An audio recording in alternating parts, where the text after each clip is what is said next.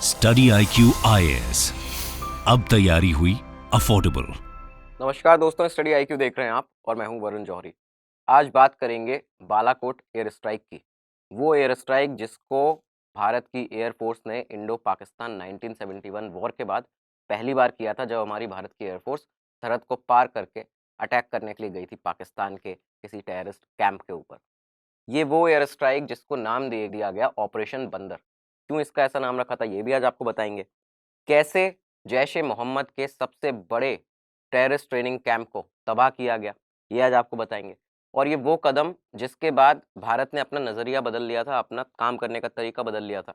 और ये वो कदम जिसके बाद किस तरह से भारत डील करेगा पाकिस्तान के साथ, अगर पाकिस्तान कोई भी टेररिस्ट गतिविधि करता है तो। इस नैरेटिव को पूरी तरह से बदल के रख दिया था, ये वो कदम था। साथ में आपको बताएंगे कि कैसे इस एयर स्ट्राइक के लिए बालाकोट के उस टेररिस्ट ट्रेनिंग कैंप को ही चुना गया। कई और भी टेररिस्ट कैंप थे हमारे सामने, हमारी इंटेलिजेंस एजेंसीज के पास में बहुत सारी इन्फॉर्मेशन थी। सारी इन्फॉर्मेशन भी आज आपको बताने वाले हैं। और पाकिस्तान ने एयर स्ट्राइक के बाद, जब ये एयर स्ट्राइक की गई, इसके बाद कैसे झूठ बोलना शुरू किया था अपने खुद के, एक जो उनके शहीद थे, जो एक विंग कमांडर थे उनकी इसमें शहादत हुई थी एयर स्ट्राइक के बाद, जो रिटेलिएशन पाकिस्तान ने किया था, तो उसको भी उन्होंने नकार दिया, उसको कभी भी रिकॉग्नाइज नहीं किया। सब कुछ आज आपको बताने वाले हैं। बालाकोट एयर स्ट्राइक से रिलेटेड जानकारी आपको मिलने वाली है। आपके यूपीएससी के लिहाज से भी, इंटरनल सिक्योरिटी के लिहाज से भी, इंटरनेशनल रिलेशंस के लिहाज से भी ये आज का एपिसोड बहुत ज़्यादा महत्वपूर्ण है, इंपॉर्टेंट है। इस टॉपिक को ज़रूर एंड तक देखिएगा। शुरुआत करते हैं आज के एपिसोड की। तो शुरुआत होती है साल 2004 और 2005 से। साल 2004-2005 के बीच में पाकिस्तान के खैबर पख्तूनवा जो प्रोविंस है, जो KP के प्रोविंस है, वहाँ पे मानशेरा डिस्ट्रिक्ट के अंदर एक जगह है बालाकोट। बालाकोट में एक पहाड़ी के ऊपर, जाबा टॉप के ऊपर, एक टेररिस्ट ट्रेनिंग कैंप की शुरुआत होती है, इसको बनाया जाता है। इस टेररिस्ट ट्रेनिंग कैंप का नाम रखा गया था मरकज सैयद अहमद शहीद। तो यहाँ पे ये पहाड़ी के ऊपर जावा टॉप पर एक टेररिस्ट ट्रेनिंग कैंप चल रहा था, जैश ए मोहम्मद का टेररिस्ट ट्रेनिंग कैंप था। हिजबुल मुजाहिदीन के भी कई आतंकवादी यहाँ पे ट्रेन होते थे। ये जो जगह थी वो करीबन 50 किलोमीटर दूर LOC से है, लाइन ऑफ कंट्रोल से है। और कई सारी इंटेलिजेंस एजेंसीज जो हैं, मतलब उनके सामने इसको as a epicentre of terrorism माना जाता है। मतलब यहाँ पे ये बहुत सारे जो टेररिस्ट हैं वो यहीं से पनप के निकलते हैं, इस तरह से इस जगह को देखा जाता था। अमेरिकन फोर्सेस जो हैं उनके भी रडार पर ये था बहुत काफ़ी लंबे समय से, क्योंकि ये जो जगह है वो करीबन 40 से 50 किलोमीटर दूर है एबटाबाद से, जहाँ पे अलकायदा के जो चीफ था, अलकायदा का चीफ ओसामा बिन लादेन, उसको जहाँ पे मारा था एबटाबाद में US की फोर्सेस ने, वहाँ से भी ये जगह जो है वो महज 40 से 50 किलोमीटर की दूरी पर थी। तो पाकिस्तान जो US था उसकी भी फोर्सेस के सामने ये जो जगह थी वो एक एपिसेंटर ऑफ टेररिज्म बना हुआ था।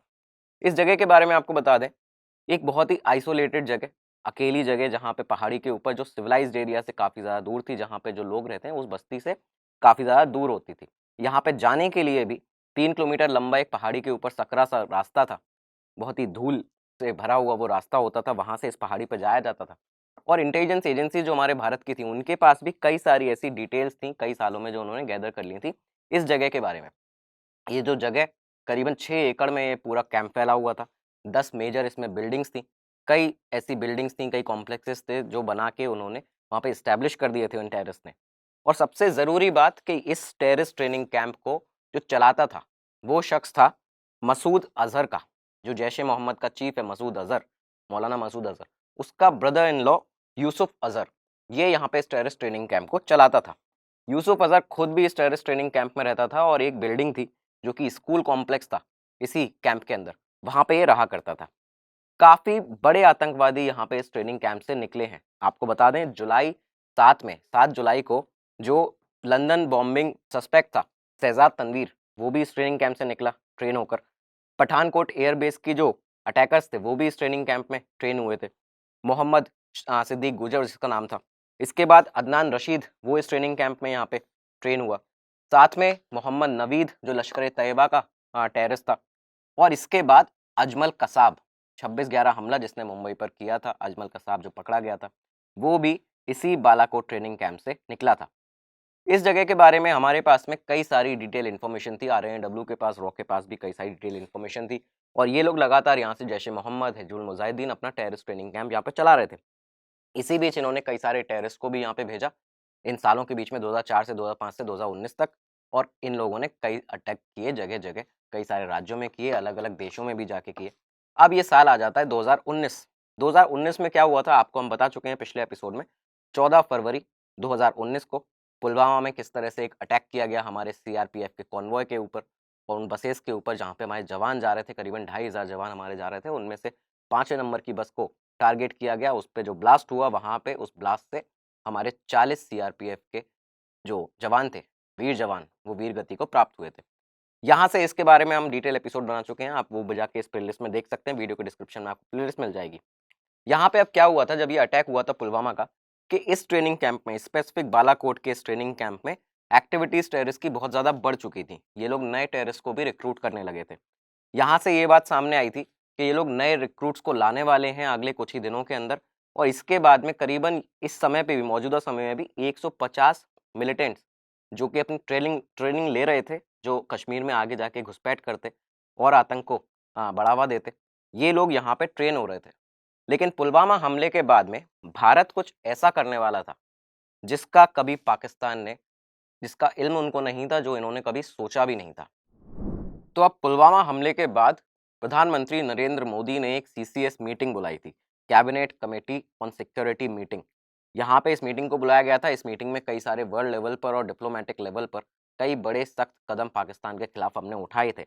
लेकिन इसके बाद, इसके 4 दिन बाद ही करीबन जो पुलवामा हमला हुआ था, 18 फरवरी की सुबह जो नेशनल सिक्योरिटी एडवाइजर भारत के अजीत डोभाल, उन्होंने एक मीटिंग बुलाई और इस मीटिंग में बुलाया गया था सारे के सारे जो हमारे आर्मी के चीफ हैं, हमारे इंडियन एयरफोर्स के चीफ हैं, नेवी के चीफ हैं, इन लोगों को बुलाया गया।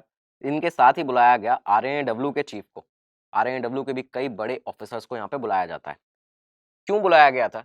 क्योंकि पाकिस्तान के खैबर पख्तूनवा प्रोविंस में, इसी इलाके में बालाकोट के अंदर, हमारे आरएनएडब्ल्यू के रॉ के 2 ऐसे एसेट थे जो कि करीबन 1 वीक वहाँ पे रह चुके थे, जो वहाँ पे उनके एक तरह से भारत की तरफ से वहाँ पे काम कर रहे थे और उनके पास पूरी डिटेल्ड इन्फॉर्मेशन यहाँ पे आ चुकी थी।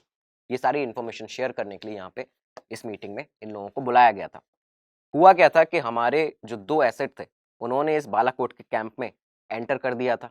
करीबन बताया जाता है 15 फरवरी से 22 फरवरी, इस 1 हफ्ते के पूरे टाइम के दौरान ये लोग यहाँ पे थे और हमारे पास में बहुत सी ऐसी डिटेल्स थी जो कि ऐसी डिटेल थी जहाँ पे हम ये तक जानते थे कि किस कैंप में, इस कैंप में कौन-कौन सी बिल्डिंग है, उन कैंप में, उन बिल्डिंगों में कौन-कौन लोग रह रहे हैं। उस पूरा एरिया का हमारे पास में फुटेजेस थी, विजुअल्स थे। इसी के साथ ये बताया जाता है कि अगले जो कुछ दिन बाद ही 25 फरवरी को करीबन बालाकोट से ये जो पुलवामा अटैक हुआ था उसके 10 दिन बाद ही ये लोग इस कैंप के अंदर 150 और जो मिलिटेंट्स थे, जो टेररिस्ट थे, उनको वेलकम करने वाले थे, उन लोगों को रेडी थे ये लोग, उनको बुलाने के लिए नए रिक्रूट्स को हायर कर रहे थे और वो लोग भी वहाँ पे 25 फरवरी से आने वाले थे। ये सब हमें पता चल चुका था।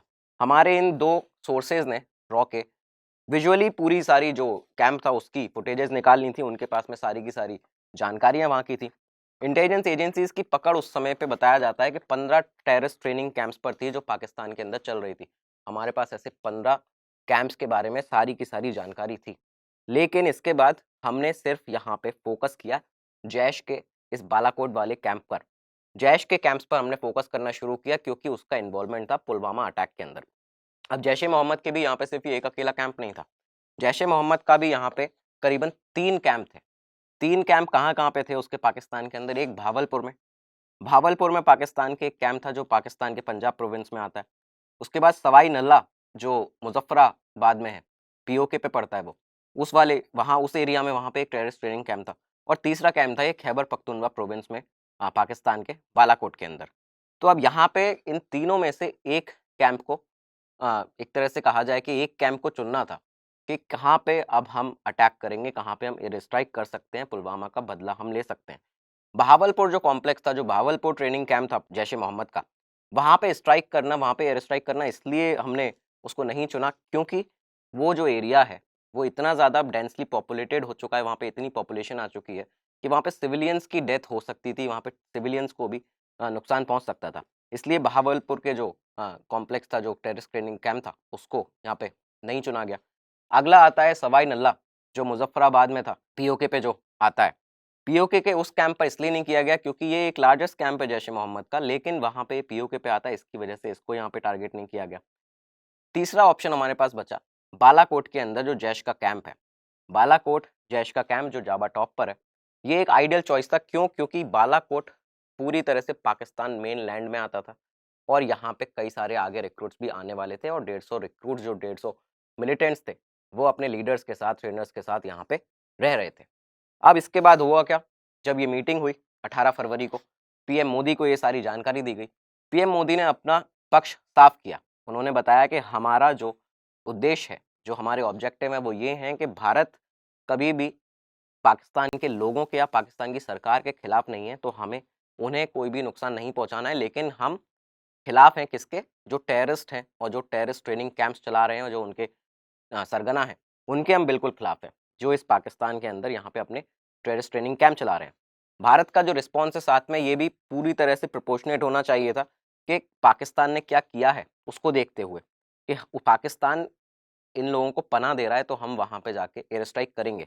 और साथ ही साथ में ये भी था कि एयर स्ट्राइक जो होगी भारत की तरफ से वो इस तरह की रेंज में होनी चाहिए कि इंटरनेशनली अगर कम्युनिटी देखे इसको तो उनको ये समझ में आना चाहिए कि ये एयर स्ट्राइक करना बहुत ज़्यादा ज़रूरी था। क्योंकि पाकिस्तान जो है एक रीजनेबल एक्शन था ये, कि पाकिस्तान ने जो हमारे साथ जो उनके टेररिस्ट ने किया है तो ये हमारा उनके ऊपर एक्शन है, ये हमारा पाकिस्तान के साथ में कोई बैर नहीं है। बेसिकली ये हम टेररिस्ट को मारने के लिए कर रहे हैं। तो ये सारी उन्होंने चीज़ें बताई। साथ में उन्होंने बताया कि कोई भी कोलैटरल डैमेज सिविलियंस को नहीं आना चाहिए या फिर जो मिलिट्री टारगेट्स हैं उनके ऊपर नहीं आना चाहिए पाकिस्तान के अंदर। और भारत ये पूरी तरह से जानता था कि एयर स्ट्राइक करना, एयरफोर्स का यहाँ पे यूज़ करना एक रिस्क है। लेकिन इसके बाद भी प्रधानमंत्री पूरी तरह से क्लियर थे। वो ये जानते थे कि अब हमें ये समय है कि कुछ अनएक्सपेक्टेड यहाँ पे ट्राई करना पड़ेगा, कुछ अनएक्सपेक्टेड यहाँ पे करना ही होगा पुलवामा का बदला लेने के लिए। तो अब जब सारी चीज़ें साफ थीं तो इसके बाद ये ऑपरेशन जो था इसको नाम दिया जाता है ऑपरेशन बंदर। ऑपरेशन बंदर इसे नाम दिया गया था। बेसिकली इस ऑपरेशन में करना क्या था कि हमारी जो एयरफोर्स है वो अपने एयरक्राफ्ट्स को भेजेगी, एक एयर स्ट्राइक की जाएगी, उसके बाद में सेफली भारत की ज़मीन पर वापस आया जाएगा। इस ऑपरेशन को कोड नेम दिया गया ऑपरेशन बंदर। इसका कुछ बताया जाता है कि ये सिर्फ इसलिए किया गया था कि जिससे सीक्रेसी मेंटेन रखी जा सके। इस नाम से कोई भी इस पर शक नहीं कर पाएगा, कोई भी इसके बारे में चीज़ें नहीं निकाल पाएगी जो पाकिस्तान की इंटेलिजेंस है वो भी, कि आखिर ये लोग करना क्या चाह रहे हैं। इसलिए ये रखा गया था कि एयर स्ट्राइक के जो डिटेल्स हैं वो भी लीक आउट ना हो। और साथ ही साथ में ये बताया जाता है कुछ सोर्सेस के द्वारा कि जो बंदर हैं, जो मंकीज़ होते हैं, उनका हमारे भारत की जो एक वॉर कल्चर है, उसमें काफ़ी बड़ा योगदान है। काफ़ी ज़्यादा हम उसको इस तरह से देखते हैं कि उन्होंने फ़तेह करके वो जीत के वापस आए। जिस तरह से आप रामायण का अगर ज़िक्र ले लीजिए, तो इसकी वजह से भी कुछ सोर्सेस बताते हैं कि इसलिए इसका नाम ऑपरेशन बंदर रखा गया। हालाँकि अब आप ये देखिए कि हमारे पास, हमारी इंटेलिजेंस एजेंसीज़ के पास, आरएनडब्ल्यू के पास किस हद तक खुफिया इन्फॉर्मेशन थी इस जगह की, इस पूरे बालाकोट के टेररिस्ट ट्रेनिंग कैंप की, जैश-ए-मोहम्मद के। हमारी इंटेलिजेंस एजेंसीज़ के पास फ़ोटोज़ थी, उस पूरे रास्ते की जो इस ट्रेनिंग कैंप तक जाता है बालाकोट में। उस रास्ते के बीच में एक बोर्ड पड़ता था, उस बोर्ड के ऊपर कैंप की डिटेल लिखी हुई थी। एक दूसरा बोर्ड पड़ता था जिसके ऊपर जो नए रिक्रूट्स हैं उनको रजिस्टर करने के लिए नंबर्स दिए गए थे, लिंक दिए गए थे, तो ये सब लिखा हुआ था। फ़ोटोग्राफ में ये भी दिखता है कि जो स्टेप्स थे, जो इस ट्रेनिंग कैंप के अंदर जो जाते हैं उस कै मेन कॉम्प्लेक्स के अंदर, उन स्टेप्स के ऊपर, उनके ऊपर यूएस के, यूके के और इज़राइली झंडे बने हुए थे, जिससे कोई भी जब चल के आएगा, तो वो उन झंडों पर पैर रखते हुए आगे बढ़े। ये भी यहाँ पे बताया गया। इसके साथ ये बताया गया कि जो मेन कॉम्प्लेक्स था, जो फ़ोटोज़ में सामने आया, वो एक यू शेप, बहुत ही बड़ा यू शेप कॉम्प्लेक्स था, जहाँ पे एक बड़ा-सा एक पहले हॉल पड़ता था, उसके साथ में 8 रूम्स थे ग्राउंड फ्लोर पर। उसके बाद डॉर्मेट्री टाइप के जो रेसिडेंस होते हैं, वो थे वहाँ पे बाकी और फ्लोर्स के ऊपर। इंडियन इंटेलिजेंस एजेंसीज़ के पास ये तक इन्फॉर्मेशन थी कि कौन-कौन उन रूम्स के अंदर रह रहा है। यहाँ पे जो रूम नंबर 1 था, वहाँ पे चीफ ट्रेनर यूसुफ अज़हर रहता था। रूम नंबर जो 2 था, उसमें सीनियर जैश के ट्रेनर्स मुफ्ती उमर और मौलाना जावेद रहते थे। मौलाना असलम और मौलाना अब्दुल गफ़ूर कश्मीरी रूम नंबर 3 में रह रहे थे। मौलाना अजमल और मौलाना ज़ुबैर रूम नंबर 4 में रह रहे थे और रूम नंबर 5 से 8 तक ये अलग-अलग 6 अलग-अलग ट्रेनर्स थे, वो यहाँ पे जैश-ए-मोहम्मद के रह रहे थे। साथ ही साथ ये भी हमें पता था कि टॉप फ्लोर पर जो कॉम्प्लेक्स है, जो कैंप है, उसके टॉप फ्लोर पर यहाँ पे 97 फ़िदायीन रह रहे थे, जो कि अपनी अंडरगोइंग ट्रेनिंग में थे, जिनकी ट्रेनिंग अभी चल रही थी, ऐसे लड़के। तो यहाँ पे हमारे पास ये सारी इन्फॉर्मेशन थी। इसके साथ में क्या इन्फॉर्मेशन थी कि उस कॉम्प्लेक्स में, उस ट्रेनिंग कैंप में एक मस्जिद का भी कॉम्प्लेक्स है, एक मस्जिद भी वहाँ पे है, और हमारे पास जो पिक्चर्स थी इंटेलिजेंस एजेंसीज के पास, उसमें उन मस्जिद के ऊपर कुछ फोटोज लगे हुए थे उन फिदायीन के, उन टेररिस्ट के जो कि मारे जा चुके हैं कश्मीर के अंदर। इन लोगों के यहाँ पे फोटोज लगे हुए थे। एक 2 मंजिला इमारत थी, एक डबल स्टोरी बिल्डिंग थी जिसमें 3 रूम थे हर फ्लोर के ऊपर। तो ये यहाँ पे बताया जाता है इन रूम्स को इन लोगों ने as a guest house use किया था कि कोई भी बाहर से जब कोई टेररिस्ट आएगा, कोई हेड आएगा इनका, तो वो यहाँ पे रुकेगा। साथ में ये बताया जाता है कि मौलाना जुनैद और मौलाना कासिम लाहौर के, ये दोनों बहुत ही ड्रेडेड टेररिस्ट, बहुत ही खौफनाक टेररिस्ट जो थे, वो यहाँ पे रह रहे थे।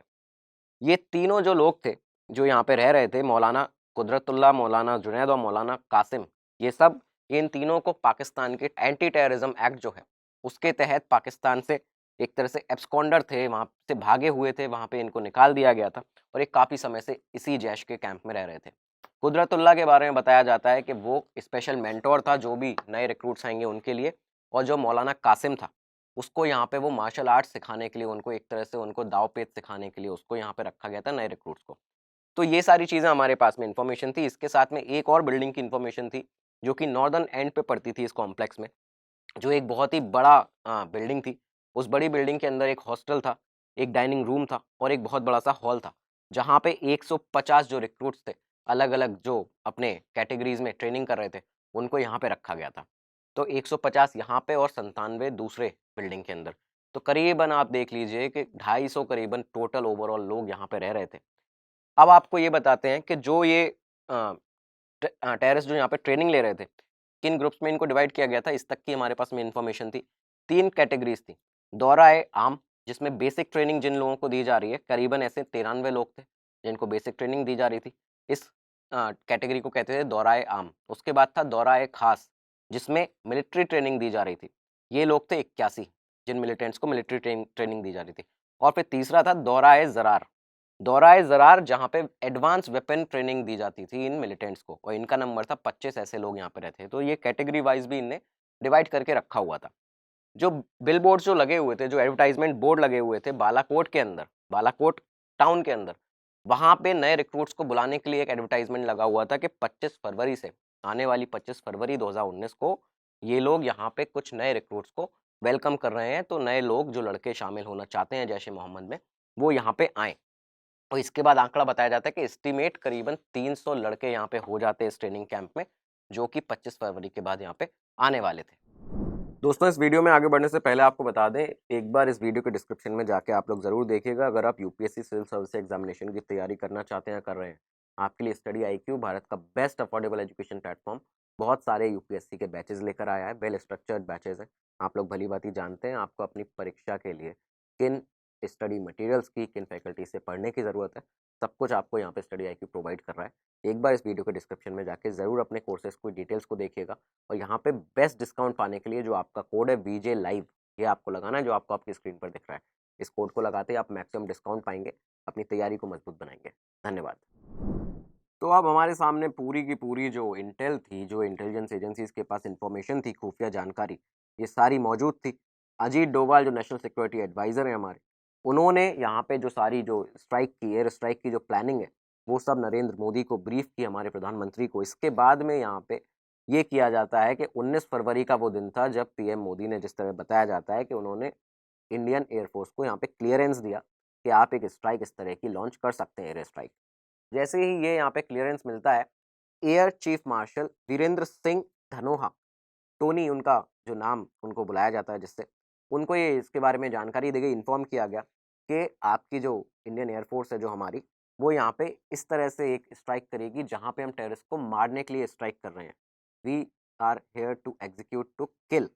तो धनोआ जो थे वो स्पेशलिस्ट थे इस तरह की प्लानिंग्स में, इस तरह की स्ट्राइक के लिए, और वो बहुत समय से ये चाहते थे कि पाकिस्तान के ऊपर हम एक इस तरह की स्ट्राइक करें, क्योंकि जम्मू कश्मीर असेंबली में 2001 में जो हमला किया था जैश-ए-मोहम्मद ने और पाकिस्तान ने, जो टेररिस्ट ट्रेनिंग कैंप थे वहाँ के, तो उसके बाद उनको एक ये था कि इस तरह से मारा जाए, इस तरह से इन पे एक स्ट्राइक की जाए। लेकिन 2001 में बताया जाता है कि उस समय हमारी जो इंटेलिजेंस एजेंसीज़ थी और आर्म फोर्सेस थी, उनके बीच में इस तरह की इन्फॉर्मेशन का जो एक तरीका था, वो उस तरह का डेवलप नहीं हुआ था जितना कि हमारे पास आज 2019 में था।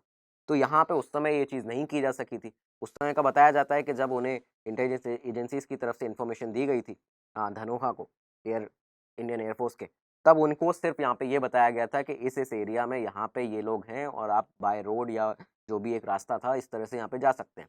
तब उन्होंने ये समझा था कि यहाँ पे आप मुझे जीपीएस कोऑर्डिनेट्स दीजिए। हमें इंडियन एयर फोर्स को जीपीएस कोऑर्डिनेट्स चाहिए होते हैं जब भी हम कहीं पे इस तरह की स्ट्राइक करना चाहते हैं। तो हम जीपीएस कोऑर्डिनेट्स तो प्रॉपर वैल्यूएबल इन्फॉर्मेशन उसकी हमें नीड होती है, उसके बाद हम इस तरह की स्ट्राइक कर सकते हैं। तो जो धनोहा थे उनको भी ये 18 सालों के बाद करीबन 2001 के बाद आज ये मौका मिल चुका था 2019 में कि जब उनके पास इंटेलिजेंस एजेंसीज़ के पास भारत की जो टेक्नोलॉजी से हमने अपनी सारी इन्फॉर्मेशन निकाली थी, जहाँ पे हमारे पास में हाई रिजोल्यूशन इमेजेस तक थी उस पूरे बालाकोट के ट्रेनिंग कैंप की, टेररिस्ट ट्रेनिंग कैंप की। तो यहाँ पे इन सारी इन्फॉर्मेशन के साथ धनोहा भी पूरी तरह से तैयार थे, हमारी इंडियन एयरफोर्स तैयार थी। अब क्योंकि प्रधानमंत्री ने क्लियरेंस दे दिया था, तो इसके बाद ही 19 फरवरी के बाद ही जो हमारी इंडियन एयरफोर्स है उसकी टॉप टीम, जो टॉप एयरफोर्स ऑफिसर्स हैं उनकी टीम, उनको गैदर किया गया और साथ में इंटेलिजेंस एजेंसीज के जो टॉप ऑफिसर्स हैं इन लोगों ने रोज़ मीटिंग करना शुरू कर दिया, रोज़ इस डिटेल पर काम करना शुरू कर दिया कैसे हम एयर स्ट्राइक कर सकते हैं।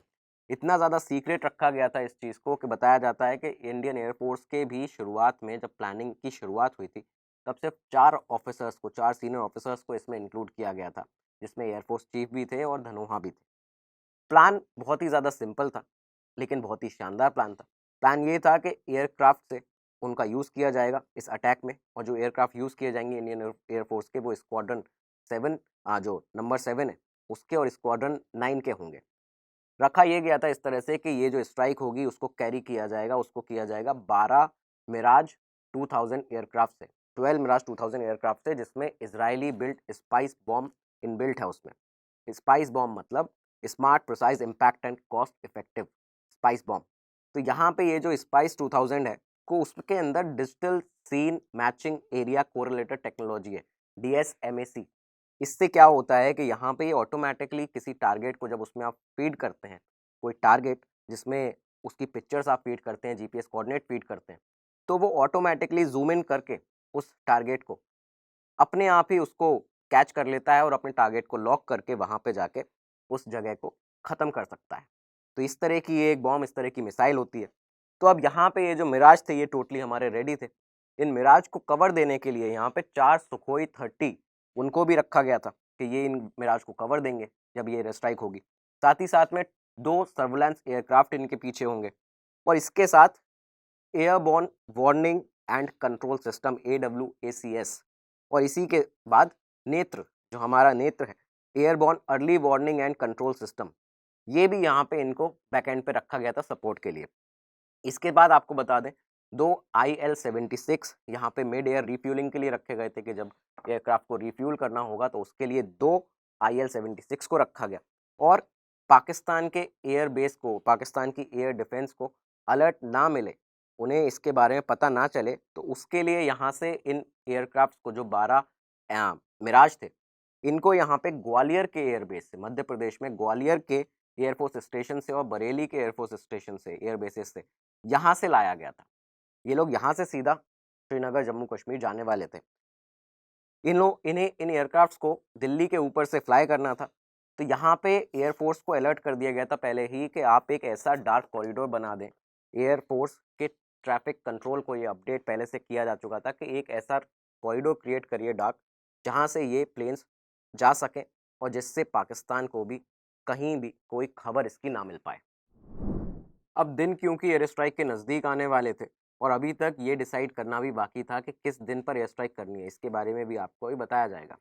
सीक्रेसी जो थी इस पूरे के पूरे ऑपरेशन की, ऑपरेशन बंदर की, इतनी ज़्यादा सीक्रेट तरीके से इसको रखा गया था कि ये जो एयरक्राफ्ट थे ये ग्वालियर बेस से उड़ने वाले थे। ग्वालियर जो एयरफोर्स स्टेशन है वो सेंट्रल एयर कमांड के अंडर आता है।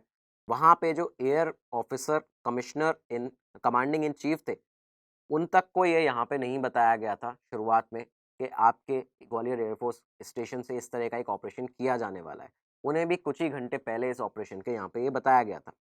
एयरफोर्स जो एयर मार्शल हैं कुमार, वो खुद यहाँ पे ग्वालियर स्टेशन पहुँचे, उन्होंने सारे पायलट्स को ब्रीफ किया इस ऑपरेशन के बारे में। और क्योंकि एक एयरफोर्स मार्शल यहाँ पे पहुँचने वाले थे, एयर चीफ मार्शल, तो यहाँ पे जब ग्वालियर पहुँचने वाले थे तो किसी को भी इस बात का संदेह ना हो कि अचानक इतनी गतिविधि एक्टिविटी क्यों यहाँ पे बढ़ गई है ग्वालियर के अंदर। इसके लिए क्या किया गया था कि directorate of air staff inspection जो DASI है, जो कि एक इंस्पेक्टिंग बॉडी है, ऑफिशियल इंस्पेक्टिंग बॉडी है इंडियन एयरफोर्स की, उसका यहाँ पे एक ऑर्डर किया जाता है, एक इंस्पेक्शन कैंपेन। तो इस तरह से यहाँ पे एक इंस्पेक्शन कैंपेन को ऑर्डर किया गया कि ग्वालियर में एक इंस्पेक्शन हो रहा है और इसकी वजह से जब भी कोई इंस्पेक्शन होता है तो गतिविधि बढ़ जाती है। DACI की वजह से यहाँ पे किसी को भी कुछ भी इस तरह का फील नहीं हुआ, कोई भी पाकिस्तान की जो इंटेलिजेंस एजेंसीज है उन तक को ये पता नहीं चला कि अचानक से इतनी ज़्यादा गतिविधि एक एयरफोर्स स्टेशन पे क्यों बढ़ गई है। तो ग्वालियर के अंदर गतिविधि बढ़ चुकी थी। एयर चीफ मार्शल यहाँ पे खुद से पहुँच के जो एयरक्राफ्ट चलाने वाले जो मिराज को चलाएंगे पायलट्स उनको ब्रीफ कर रहे थे। ये सारी चीज़ें की गई और बताया जाता है कि इस बीच में कोई भी ऐसी अनसिक्योर कम्युनिकेशन जो है जिसमें कहीं से भी कोई अनसिक्योर चैनल के थ्रू बातचीत हो, इसको टोटली नेग्लेक्ट किया गया। किसी ने भी फ़ोन का भी यहाँ पे इस्तेमाल नहीं किया था, मोबाइल फ़ोन्स का भी इस्तेमाल नहीं हो रहा था। अब यहाँ पे डिसाइड किया जाना था कि दिन कौन-सा रखा जाएगा एयर स्ट्राइक करने के लिए। टाइमिंग एयर स्ट्राइक की जो थी वो इस तरह से डिसाइड की जानी थी क्योंकि उस समय इन्हीं दिनों के बीच में बैंगलोर के अंदर एरो इंडिया का शो चल रहा था, जो कि 20 फरवरी से 24 फरवरी तक इन 4 दिनों तक चलना था। इसके साथ यहाँ पे इस शो के अंदर बहुत से हाई लेवल इंटरनेशनल जो विजिटर्स हैं वो भी आने वाले थे। तो इसकी वजह से यहाँ पे इन दिनों को इग्नोर किया गया कि इन 4 दिनों के बीच में हम 24 फरवरी तक ये स्ट्राइक नहीं करेंगे क्योंकि यहाँ पे इंटरनेशनल विजिटर्स भी होंगे।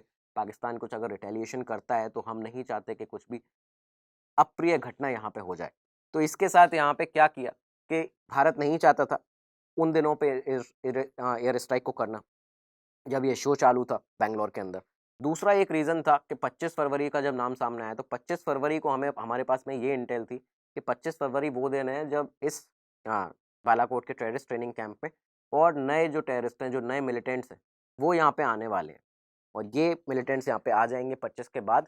तो इसके बाद ये डिसाइड किया जाता है कि अगला दिन जो होगा 26 फरवरी 2019, ये एक परफेक्ट और बेस्ट दिन होगा एयर स्ट्राइक करने के लिए इस टेररिस्ट ट्रेनिंग कैंप के अंदर, जब ये नए मिलिटेंट्स, नए रिक्रूट्स भी यहाँ पे आ चुके होंगे। क्योंकि इस बीच में हाल के कुछ ही पहले दिनों में, करीब 12 दिन पहले ही पुलवामा का अटैक हुआ था। तो भारत का जो मीडिया है वो भी कई तरह के कयास लगा रहा था और वो उनको टेलीकास्ट भी कर रहा था कि अब भारत सरकार के पास में क्या-क्या ऑप्शन बचते हैं। उसमें से एयर स्ट्राइक का भी एक ऑप्शन उन्होंने मीडिया ने भी बताया था। तो इसके वजह से पाकिस्तान अलर्ट पे ना आ जाए, उनको हमारे बारे में, हमारे प्लान के बारे में पता ना चल जाए, इसके लिए सब कुछ नॉर्मल रखा गया। जो कार्यक्रम जिस तरह से होने थे भारत में उनको उसी तरह से चलाया गया। इसी बीच में नेशनल वॉर मेमोरियल का दिल्ली में उसका इनॉग्रेशन था, तो उसका भी इनॉग्रेशन एज़ प्लान्ड किया गया, जिस तरह से होना था। साथ ही साथ में अब क्योंकि 25 फरवरी का दिन चुन लिया गया था, 25 फरवरी आ चुका था, तो एक और इवेंट इसी दिन पे होना था। ये इवेंट था वेस्टर्न एयर कमांड के जो चीफ चंद्रशेखरन हरिकुमार, उनका रिटायरमेंट, उनकी सेरेमनी थी, उनका रिटायरमेंट था, वो पार्टी होनी थी। उस रात उस पार्टी को भी उसी तरह से किया गया, उसको बिना टाले उसी रात किया जाता है, जिससे किसी भी पाकिस्तान की इंटेलिजेंस एजेंसी को या किसी भी तरह से ये खबर ना पहुंचे कि यहाँ पे भारत का एयरफोर्स कुछ प्लानिंग बड़ी कर रहा है। तो वो पार्टी भी यहाँ पे की जाती है। एयर चीफ मार्शल धनोआ उस पार्टी को अटेंड करते हैं, उस फेयरवेल डिनर को।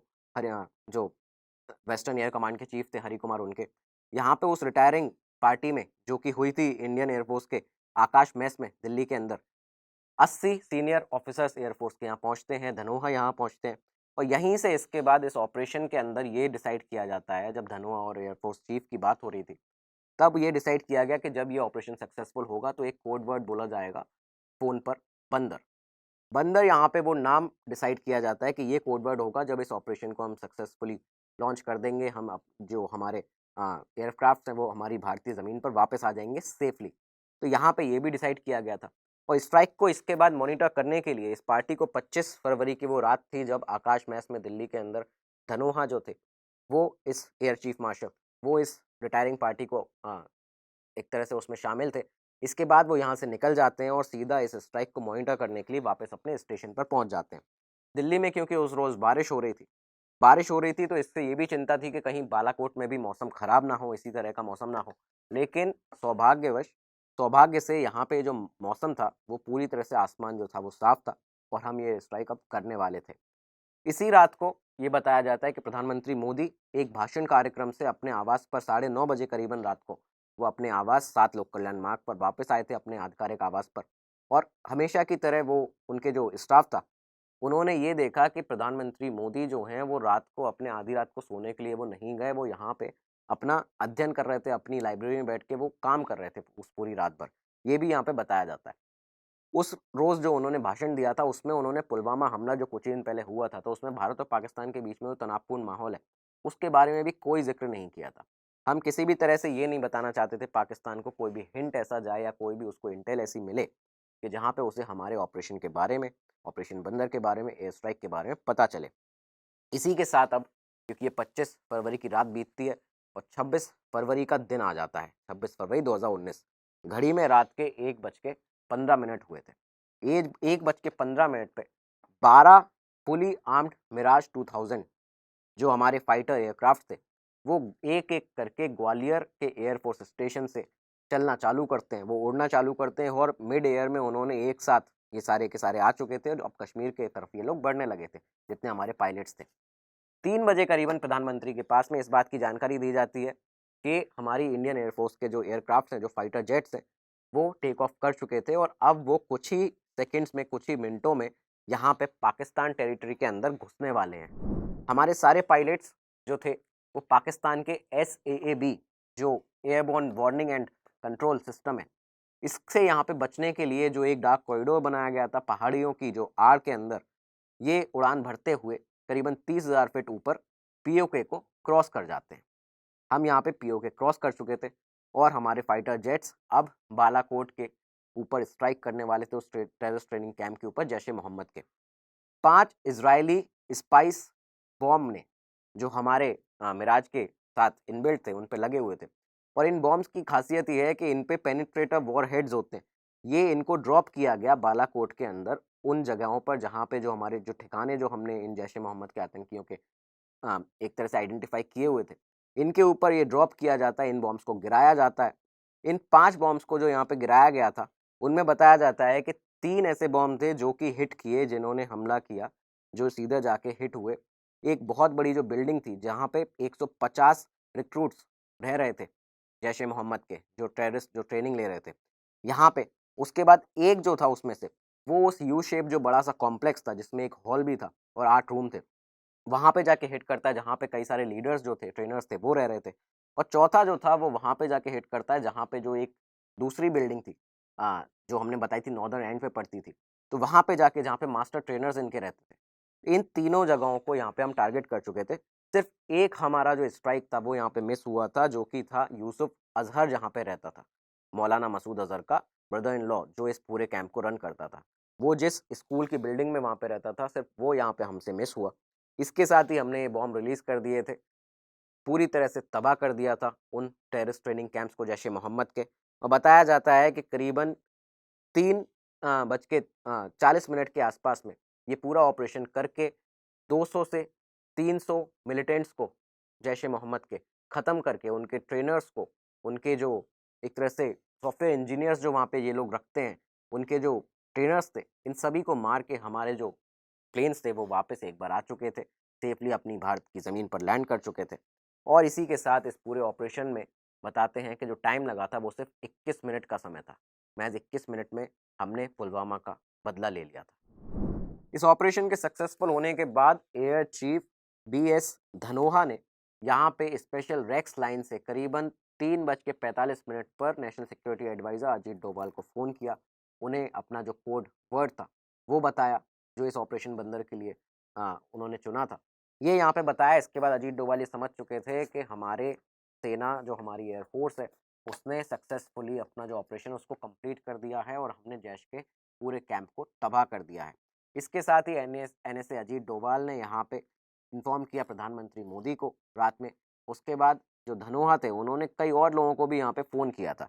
उन्होंने फ़ोन किया उस समय की जो डिफेंस मिनिस्टर थी हमारी निर्मला सीतारमण, उनको, जो RAW के रॉ के जो सेक्रेटरी थे अनिल दसमाना, उनको।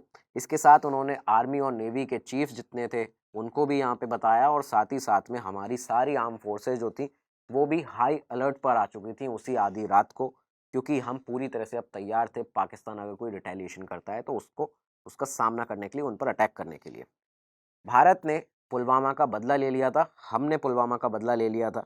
सुबह 9:40 पर प्रधानमंत्री मोदी ने एक बार फिर से urgent cabinet committee on security CCS meeting बुलाई, जिसमें इस बार finance ministry, external affairs ministry, home and defence ministers, इन सभी को बुलाया गया था। और इसके बाद उन्होंने एयर स्ट्राइक के बारे में जो आधी रात को की गई थी उसके बारे में जानकारी दी। सुबह 11:30 बजे पूरे भारत को ये पता चल चुका था, क्योंकि जब ऑफिशियली इस बात को डिक्लेयर किया गया कि हमारे इंडियन एयरफोर्स ने किस तरह की बहादुरी दिखाई है, किस तरह की वीरता दिखाई है, फौरन सेक्रेटरी विजय केशव गोखले ने एक स्टेटमेंट दिया सामने आके 11:30 बजे, जिसमें उन्होंने कंफर्म किया कि हमारे इंडियन फाइटर जेट्स ने पाकिस्तान के बालाकोट में जैश ए मोहम्मद के ट्रेनिंग कैंप्स पे हमला किया, स्ट्राइक की, एयर स्ट्राइक की, और उसमें कई सारे ट्रेनर्स, कई सारे फिदायीन मारे गए हैं। और ये एक ऐसा ऑपरेशन था जिसको किया गया एक नॉन मिलिट्री और प्री एम्प्टिव स्ट्राइक थी ये, जिसको हमने इसलिए किया क्योंकि पाकिस्तान ने, उनके टेररिस्ट ने यहाँ पे पुलवामा में हमला किया था। भारत इसका बदलाव ले चुका था। पाकिस्तान की दूसरी तरफ ये हालत हो चुकी थी कि बताया जाता है, जो रिपोर्ट्स बाद में सामने आई उनसे, पाकिस्तान हालांकि बहुत बार मना करता गया और ये कहता गया, नकारता गया वर्ल्ड लेवल पर कि उसके वो एयर स्ट्राइक उस नहीं हुई है, क्योंकि वहाँ पे वो ये मानने को राज़ी नहीं था कि जैश ए मोहम्मद उनके यहाँ से ऑपरेट कर रहा था पाकिस्तान से बालाकोट में। तो इसके प्रूफ इस तरह से मिलते हैं कि कुछ ही घंटों बाद स्ट्राइक के जो पास का पुलिस स्टेशन था वहाँ के रिकॉर्ड सामने आए थे। उन रिकॉर्ड्स में ये सामने था कि 3 एम्बुलेंसेज ऐसी थीं जिसमें उस कैंप से 37 डेड बॉडीज़ को रिकवर पहले किया गया, उसके बाद ही 35 ऐसी एम्बुलेंस थी जो दोबारा से यहाँ पे रवाना हुई थी उस कैंप से और डेड बॉडीज़ को लाने के लिए। इसी के साथ यहाँ पे कई सारी रिपोर्ट्स आई कि कुछ पेशेंट्स ऐसे थे जो जख्मी थे, उनको एबटाबाद के अस्पताल में भर्ती कराया गया। कुछ ऐसी रिपोर्ट्स भी हमारे पास में थी कि अचानक से इस पूरे मलबे को साफ़ करना पाकिस्तान ने शुरू कर दिया था और इसके बाद में एक बहुत बड़ा कब्रिस्तान बनाने की उन्होंने शुरुआत कर दी थी। पाकिस्तान जो था वो पूरी तरह से, एक तरह से घबरा चुका था और शॉक में था भारत की इस एयर स्ट्राइक से। पाकिस्तान की मिलिट्री शॉक में थी। एक अर्जेंट मीटिंग पाकिस्तान की मिलिट्री की बुलाई जाती है, जिसमें पाकिस्तान के आर्मी चीफ कमर जावेद बाजवा थे, एयरफोर्स चीफ थे, एयर चीफ मार्शल मुजाहिद अनवर खान थे, और हेड जो था ISI का उस समय लेफ्टिनेंट जनरल असीम मुनीर, वो भी शामिल था। और इसमें बताया जाता है सोर्सेज से कि जो आर्मी चीफ थे उन्होंने ये बोला था पाकिस्तान की कि दोबारा हमारी नाक काट कर ले गए। ये यहाँ पे उस आर्मी चीफ के पाकिस्तान के वर्ड्स थे। पाकिस्तान एयरफोर्स के जो चीफ थे उसने यहाँ पे ये बता दिया था कि अब हम एक रिटेलिएट ऑपरेशन यहाँ पे करेंगे, रिटेलिएट एक्शन अपना लेंगे भारत के खिलाफ अगले ही दिन, यानी कि 27 फरवरी को। अगला दिन 27 फरवरी सुबह के 9:42 पर हमारी इंडियन एयरफोर्स ने, उनके रडार्स ने कुछ सिग्नल्स उनको इस तरह के मिले, कुछ ऐसी एक्टिविटीज़ देखने को मिली पाकिस्तान की तरफ से जो उसकी एक्टिविटी हवा में हो रही थी, जो उसकी एयरफोर्स यहाँ पे कर रही थी, तो वो हमारे रडार्स ने यहाँ पे पकड़ा। हमारी फोर्सेज भी पूरी तरह से रेडी थी। हमारे पास यहाँ पे 2 सेट्स थे सुखोई 30 के, जो कि श्रीनगर में यहाँ पे तैनात थे। इसके बाद हमारे पास में 2 मिराज थे, जो कि अपग्रेडेड एयरक्राफ्ट, जो कि उधमपुर से यहाँ पे प्रॉपरली अपने रेडी थे काम करने के लिए। और हमारे पास ऑपरेशनल रेडीनेस प्लेटफॉर्म्स कई सारे इस तरह के ओवरऑल हमारे पास में थे कि अगर कोई भी ऐसा रिटेलिएशन पाकिस्तान करता है तो हम उसका मुंह तोड़ यहाँ पे जवाब दे सकते हैं। पाकिस्तान ने इसके बाद क्या किया कि Indian army brigadier headquarter Rajouri sector में यहाँ पे बॉम्ब गिराने का प्रयास किया, लेकिन पाकिस्तान इसमें पूरी तरह से विफल हुआ, जिसके बदले में इंडियन एयरफोर्स के जो जेट्स थे, जो उस समय हमारे जो एयरक्राफ्ट रेडी थे, हमारे पायलट्स ने यहाँ पे पाकिस्तान की एयरफोर्स के को पीछे भगाया। और इसके बाद 27 फरवरी की उस सुबह को यहाँ पे एक हवाई लड़ाई हुई थी। उस हवाई युद्ध के दौरान ये हुआ था कि पाकिस्तान के एक F-16 जो लड़ाकू विमान था उसको भारत ने मार गिराया था, और ये मार गिराया था विंग कमांडर अभिनंदन वर्तमान ने। अभिनंदन वर्तमान ने यहाँ पे क्या किया था कि उन्होंने एक पाकिस्तानी फाइटर जेट F-16 को मार गिराया। इस वीरतापूर्ण कार्रवाई के लिए उनको ये इस तरह से उनके साथ में ये हुआ था कि क्योंकि जब ये उसके पीछे थे उस विमान के, तो उनका विमान जो था वो भी क्षतिग्रस्त हुआ, और उस विमान को क्षतिग्रस्त होने के बाद उन्हें उस विमान से निकलना पड़ा। और जब वो उस विमान से बाहर निकले तो वो POK के अंदर थे, वो वहाँ पे पाकिस्तान में थे, और उसके बाद पाकिस्तान ने उन्हें कैद कर लिया था। अभिनंदन वर्तमान को पकड़ लिया गया था। लेकिन इसके बाद जो भारत ने डिप्लोमेटिक एक्शंस लिए, पाकिस्तान के साथ जो सख्त बातचीत की गई, सिर्फ 60 घंटे के अंदर ही 1 मार्च को अभिनंदन वर्तमान को, हमारे विंग कमांडर को, यहाँ पे पाकिस्तान को छोड़ना पड़ा। पाकिस्तान ने उन्हें छोड़ा और विंग कमांडर अभिनंदन वर्तमान को इस वीरता के काम के लिए भारत ने वीर चक्र से सम्मानित किया।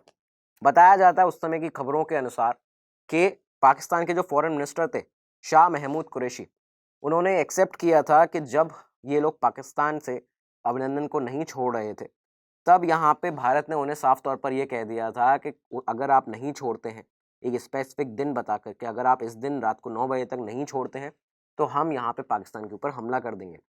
और ये बात सुनते ही पाकिस्तान के जो आर्मी चीफ थे जनरल कमर जावेद बाजवा, उनके पैर कांपने लगे थे, उनको पसीना निकलने लगा था। ये ऑफिशियल स्टेटमेंट आया था फॉरेन मिनिस्टर शाह महमूद कुरैशी का पाकिस्तान के।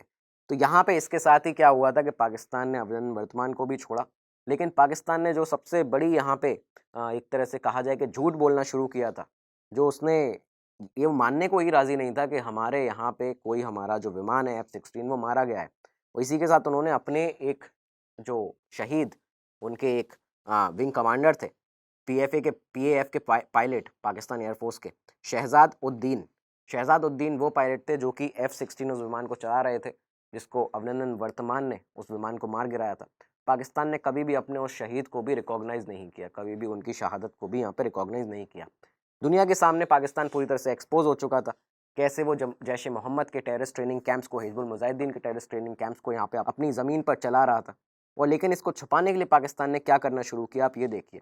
उन्होंने सारा मलबा साफ कराया, कई सारी डेड बॉडीज़ थी उनको दफनाना शुरू किया। और इसके बाद लेकिन कहते हैं कि सच जो है वो छुपाए नहीं छुपता। कई आई विटनेस ऐसे लोग थे जो आसपास के होटल्स में काम करते थे, जो बिसियान जो गांव है जो वहाँ पे पास में ही पड़ता है, वहाँ के लोगों के ऑफिशियल स्टेटमेंट सामने आए थे कि जब उन्होंने कहा कि उस रात को 5 रिक्टर स्केल का अर्थक्वेक हमको महसूस हो रहा था। हर बार जब जब जो बॉम्ब था, जो एयर स्ट्राइक थी, जो मिसाइल थी, वो जाके ज़मीन पर लगती थी, जब धमाका होता था, हर बार हमें 5 रिक्टर स्केल का अर्थक्वेक यहाँ पे भूकंप महसूस होता था। ये यहाँ पे सामने आता है। इसके बाद में एक और बड़ा सबूत यहाँ पे सामने आता है इस एयर स्ट्राइक का, कि जो टेररिस्ट वहाँ पे मारे गए थे, जो मिलिटेंट्स थे, उनके नाम थे बिलाल, परवेज़, ज़ुबैर, रिजवान, गुफरान, खालिद, मुदस्सर, मोहम्मद फ़जल, शाह इकबाल, इनायतुल्लाह। ये जो 10 ऐसे आदमी थे, जो 10 ऐसे टेररिस्ट थे, रिक्रूट्स थे, ये नए रिक्रूट्स थे जो कि 20 साल की उम्र में थे अपने, कुछ उनमें से अनपढ़ थे, कुछ 12 जो 12th क्लास है उससे भी कम पढ़े हुए थे। तो ये लोग ऐसे थे जो कि एक जगह से आते थे, पाकिस्तान के फैसलाबाद के दबोरा गांव से। ये दबोरा गांव के 10 के 10 लोग थे जो कि इस एयर स्ट्राइक में भारत के द्वारा मारे गए थे, उन टोटल 200 से 250 लोगों के अंदर। तो यहाँ पे ये जो लोग थे ये यहाँ पे गए थे जिहाद के लिए एक तरह से, और ये कश्मीर में एंटर भी करने वाले थे कुछ ही दिनों में यहाँ पे अपनी ट्रेनिंग खत्म होने के बाद। लेकिन इस स्ट्राइक के बाद में क्या हुआ था, पाकिस्तान के अंदर जो दबोरा गांव है वहाँ के लोगों ने प्रोटेस्ट करना शुरू कर दिया था।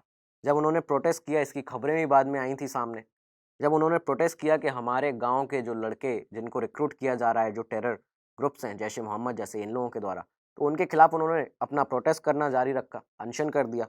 और इसी के साथ यहाँ पे कुछ दिन बाद ये रिपोर्ट्स भी सामने आई थी कि जो मसूद अजहर है, उसका जो छोटा भाई है मुफ्ती अब्दुल रऊफ असगर अलवी, वो यहाँ पे एक महिला के साथ में, जिस महिला को सब लोग आपा के नाम से बुला रहे थे वहाँ पे, इस महिला के बारे में जानकारी नहीं मिली है। तो इस महिला के साथ वो यहाँ पे गया था, इसके बाद कंसोल किया था बाकी उन लोगों को एक तरह से उनके साथ में उनका जो लॉस हुआ है उसको ये लोग यहाँ पे इन्होंने पैसे भी उन्हें दिए, उनके साथ अपनी जो सहानुभूति उनको दी। तो इसके साथ ही ये सारी चीज़ें सामने आ जाती हैं कि भाई जो टेरर एक्टिविटी पाकिस्तान कर रहा था वो साफ थी, देश के सामने थी, दुनिया के सामने थी। और पाकिस्तान जिस चीज़ को नकार रहा था कि जैश ए मोहम्मद के कैंप वहाँ पे नहीं थे, एयर स्ट्राइक गलत हुई है, यहाँ पे इस तरह का कोई ट्रेनिंग कैंप ही नहीं था, इसके भी कई सारे सबूत हमारे सामने आ जाते हैं।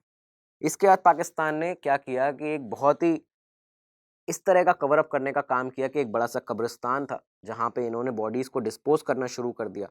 बताया जाता है कि एक तरह से जो करीबन 43 दिन तक जो लोकल्स थे वहाँ के दबोरा गांव के और बाकी आसपास की जगहों के, जो कि नाराज़गी अपनी व्यक्त कर रहे थे कि इस तरह का ट्रेनिंग कैंप हमारे आसपास एरिया में नहीं होना चाहिए। 43 दिन तक ये नाराज़गी चलती है, पाकिस्तान इनको भी शांत करवाता है, 43 दिन उसको इस चीज़ में लग गए। और उसके बाद पाकिस्तान ने अपनी ISPR जो है, जो इंटर सर्विसेज जो पब्लिक रिलेशन उनकी एजेंसी है पाकिस्तान की, यहाँ से उसको अपना काम पे लगा दिया। उन जगह के उस साइट के जहाँ पे स्ट्राइक की गई थी उसके फ़ोटो सोशल मीडिया पे वायरल करने शुरू कर दिए। इस तरह के वेस्टर्न कुछ जर्नलिस्ट को बुलाने लगे ये लोग बाहर से, जिनको ये साइट पर ले जाते थे उस बालाकोट अटैक की, और वहाँ पे जाके ये दिखाया जाता था कि यहाँ पे तो एक मदरसा है जहाँ पे बच्चे पढ़ रहे हैं, तो यहाँ पे बच्चे पढ़ते हैं और उन बच्चों को पढ़ते हुए वहाँ पे दिखाया जाता था। तो इस तरह की एक्टिविटीज़ पाकिस्तान की ISPR ने शुरू कर दी, लेकिन सच जो है वो छुपाए नहीं छुपता है। पाकिस्तान पूरी तरह से दुनिया भर के सामने एक्सपोज हो चुका था। बालाकोट एयर स्ट्राइक ये वो कदम था भारत का, जब भारत ने साफ कर दिया था, एक क्लियर मैसेज दिया था पाकिस्तान को कि अगर आपकी तरफ से टेररिस्ट एक्टिविटीज़, टेरर अटैक्स किए जाएंगे, उनका जवाब यही होगा और इसी तरह का जवाब भारत आपको हर बार देगा अगर आप इस तरह के कोई भी कृत्य करते हैं तो ये यहाँ से बालाकोट एयर स्ट्राइक ने साफ कर दिया था। और हमारे उन जाबाज एयरफोर्स के पायलट्स को, उन सभी लोगों को जो कि इस एक्टिविटी में, इस ऑपरेशन में शामिल थे, उन सभी को हमारा सलाम, और इस तरह की वीरता के लिए उनका बहुत बहुत धन्यवाद और उनको हम सलाम करते हैं। ये था हमारा आज का एपिसोड बालाकोट एयर स्ट्राइक के ऊपर। आपको सारी डिटेल इन्फॉर्मेशन इसमें दे दी गई है। उम्मीद है आपको ये वीडियो पसंद आया होगा। कमेंट सेक्शन में जाके ज़रूर बताइएगा। आप बाकी वीडियोस को भी बहुत ज़्यादा प्यार दे रहे हैं, उसके लिए बहुत बहुत धन्यवाद। कमेंट सेक्शन में जाके आपके व्यूज़ ज़रूर बताइएगा, और साथ में एक बार इस वीडियो के डिस्क्रिप्शन में ज़रूर जाके देखिएगा अगर आप UPSC civil service examination CSC की तैयारी कर रहे हैं, करना चाहते हैं, IAS IPS बनना चाहते हैं, आपका सपना इस एग्ज़ाम को क्रैक करना, तो यहाँ पे स्टडी IQ आपके लिए बहुत सारे बैचेस लेकर आया है। इन बैचेस को देखिएगा, जाके आपको सारी वहाँ पे डिटेल्स का पता चलेगा, और उसके बाद अपने बैचेस को लेने के लिए उन अफोर्डेबल रेट्स पे बड़ा डिस्काउंट पाने के लिए, बड़े डिस्काउंट के लिए आपको एक कोड लगाना है VJ Live, जो कि आपका कोड है। इस कोड को लगाते ही आपको बड़ा डिस्काउंट तो मिलेगा ही, अपनी तैयारी को बहुत ज़्यादा मजबूत बनाएंगे। तब तक के लिए दीजिए इजाज़त। नमस्कार, धन्यवाद, जय हिंद। स्टडी IQ IAS, अब तैयारी हुई अफोर्डेबल।